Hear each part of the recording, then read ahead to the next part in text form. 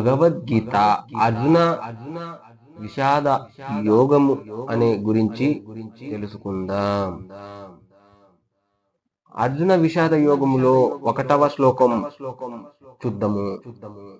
ధృతరాష్ట్ర ఉవాచ ధర్మక్షేత్రే కురుక్షేత్రే సమావేత యూయుత్సవం మమకం మామకం పాండవేశ్చ కిమకుర్వత సంజయ.